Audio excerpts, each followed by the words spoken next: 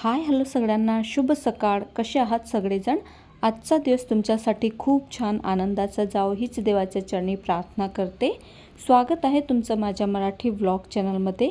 तर हा सुट्टीच्या दिवशीचा म्हणजे की रविवारचा व्लॉग आहे. आज तुमच्यासोबत शेअर करत आहे. आता मी विचार केलेला आहे की फक्त मंगळवारी आणि शुक्रवारी तुमच्यासोबत व्लॉग शेअर करेन. मिनी व्लॉग मात्र रोज येतील, आपले सकाळी 10 वाजता ज्याप्रमाणे येतात तसेच. मला वाटते तुम्हाला माझे व्लॉग पाहायला काही जास्त आवडत नाही, की यूट्यूब तुम्हाला रिकमेंडच करत नाही, मला काहीच कळत नाही आहे. त्यामुळे आधीपेक्षा आता माझे व्ह्यूज खूप कमी झालेले आहेत. तर माझ्या व्लॉगमध्ये तुम्हाला काहीही कमी दिसत असेल तर तुम्ही मला नक्कीच सांगा. यापुढे काही सुधारणा करायची असेल तर ती मी नक्कीच करेल. चला, आज मस्त डाळबट्टीचा बेत बनवला होता. रविवार म्हटलं की काही ना काही वेगळं बनतच असते, ते मग नाश्त्यामध्ये वेगळं असो किंवा जेवणामध्ये. आज नाश्ता तर काही बनवला नव्हता आणि बरेच दिवस झाले डाळबट्टीसुद्धा खाल्ली नव्हती, म्हणून आज सगळ्यांना डाळबट्टी खायची होती. त्यामुळे आज मी डाळबट्टी बनवली होती. कदाचित याची रेसिपी मी तुमच्यासोबत शेअरसुद्धा केलेली आहे. तरीही तुम्हाला जर याची रेसिपी हवी असेल तर मला कमेंट करा, मी नक्कीच शेअर करेन. आणि डाळबट्टी म्हटली म्हणजे ठेचलेल्या वांग्याची भाजी बनणार नाही असं होणारच नाही.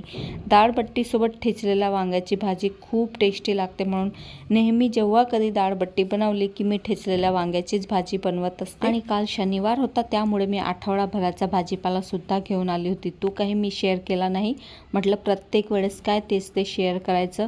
आणि ही एवढी मोठी कोथिंबीरची जुडीसुद्धा 10 रुपयाला मिळाली. आता उन्हाळा लागेल तर कोथिंबीर काय सगळ्याच भाज्या महाग होतील, मग कोथिंबीर 10 रुपयाला मिळणार सुद्धा नाही, एवढी महाग होते. म्हणून एवढी जुडी तर आता मी घेऊन आली आहे.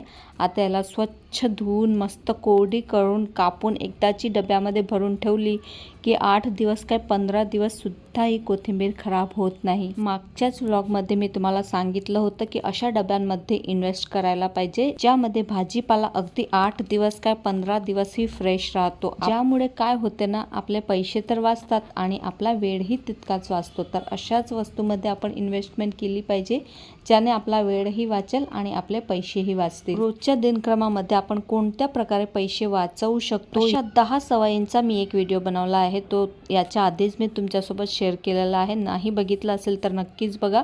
खूप छोट्या छोट्या आणि खूप कामाच्या टिप्स मी शेअर केलेल्या आहेत तुमच्यासोबत. पहा, आता तर मी अशा प्लास्टिकच्या डब्यामध्येच कोथिंबीर भरून ठेवली होती आणि अगदी 8 दिवस झाले याला, अगदी संपून झाली, पण कोथिंबीर तशीची तशीच आहे. मागच्या शनिवारची मी धुवून कापून स्वच्छ भरून ठेवली होती या डब्यामध्ये आणि आता पूर्ण कोथिंबीर संपली आहे, पण एकही काडी त्याची खराब झाली नाही. पूर्ण कोथिंबीर जशीची तशी राहते. हे तर प्लास्टिकचा डब्बा आहे, पण जे कंटेनरची मी गोष्ट करत आहे ना ते दुसरे आहेत, जे मी मागच्या व्हिडिओमध्ये दाखवले होते तुमच्यासोबत. तसे कंटेनर जर घेतले तर 8 दिवस काय 15 दिवस त्यामध्ये भाजीपाला तसाचा तसा फ्रेश राहतो. अगदी कापून स्वच्छ धुवून कापून ठेवला तरीही तसाचा तसाच भाजीपाला राहतो आणि जास्त महाग पण भेटत नाही. अगदी 250 रुपयालाच मी 8 घेतले होते. तर त्याची लिंकसुद्धा हवी असेल तर मला कमेंट करा. चला, आता मस्त बट्ट्या तळून घेते. आता जेवणाची वेळ झालेली आहे. रविवार म्हटलं की थोडंसं उशिरा उठणं होते आणि मग कामालाही उशीर होतोच. 1 तास जर उशिरा उठले तर पूर्ण दिवसभर तो 1 तास आपला राबत राहतो. पण काय आहे ना, कधी ना कधी असं होते, पूर्ण आठवडाभर तर सकाळी लवकर उठतच असतो आपण. मग असं वाटते जाऊ दे एखादा दिवस उशिरा उठूया, कारण की तेच ते सकाळी लवकर उठा आणि कामं तर आपली तीच ती राहणार आहे.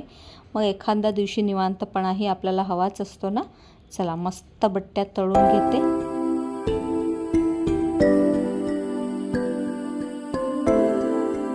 एकच एवढा पापड खाल्ला की पोट भरून जाते.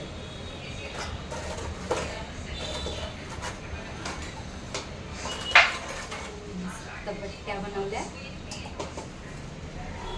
चला, आता जेवणाची थाळी वाढून घेते. तर डाळबट्टी म्हटलं म्हणजे त्यावर तूप तर हवंच असते. जोपर्यंत तूप नाही टाकत तोपर्यंत डाळबट्टी खायची मज्जाच येत नाही. म्हणून आमच्या घरात तर भरपूर असं तूप लागते डाळबट्टीसोबत. आणि आमच्या घरामध्ये डाळबट्टी बनली की फिक्कं वरणच बनवलं जाते. तिखं वरण काही मी बनवत नाही. आणि सोबत मी पापडसुद्धा आज तळले होते मस्त. आणि डाळबट्टी खायची मज्जा तेव्हाच येते जेव्हा बट्टीचा मस्त काला मोडायचा, त्यावरती मस्त वरण टाकायचं आणि भरपूर असं तूप टाकायचं आणि सोबत मस्त ठेचलेल्या वांग्याची भाजी. आहा हा, अगदी मस्त पोट भरते आणि अगदी गावाकडचीच आठवण येते. चला आता माझी थाळी तर मस्त लावलेली आहे. तशी माझी नाही आहे, मिस्टरांसाठी वाढलेली आहे मी, पण व्हिडिओ शूट करायचा होता ना म्हणून म्हटलं सगळं एका ताटामध्ये काढून घेतलं आणि मस्त अशी थाळी सजलेली आहे. तर पहा, अशी मस्त बट्टीचा काला मोडायचा, त्यावरती वरण, भरपूर असं तूप आणि ठेचलेल्या वांग्याची भाजी आणि आज मस्त बासमती भातसुद्धा बनवला होता. आणि मग सगळ्यांनी जेवण केलं आणि असं भारी भरकम जेवण केले की दुपारी मग थोडीशी झोपच लागते. आणि मग सुट्टीचा दिवस असला की 1 तास तरी आपण निवांतपणे झोप काढतो. दुपारी मस्त 1 तास आराम केला. मग डायरेक्ट संध्याकाळी आज मला डीमार्टमध्ये सुद्धा जायचं होतं. काही काचेंच्या बरण्यांची मला खरेदी करायची आहे. आता काय घेतलेलं आहे ते तर मी तुम्हाला येणाऱ्या व्हिडिओमध्येच दाखवणार आहे.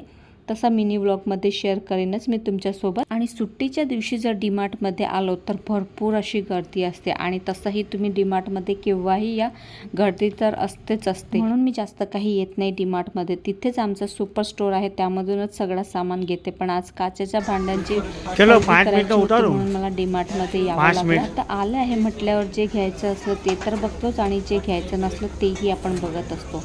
चला तर मग आजचा हा छोटासा फटाफट करणे चालतो. अपेक्षा करते तुम्हाला आजचा व्हिडिओ आवडला असेल तर व्हिडिओला लाईक करा, शेअर करा आणि चॅनलला सुद्धा सबस्क्राईब करायला विसरू नका. भेटूया पुन्हा अशाच एका नवीन ब्लॉग सोबत. तोपर्यंत स्वतःची काळजी घ्या. बाय.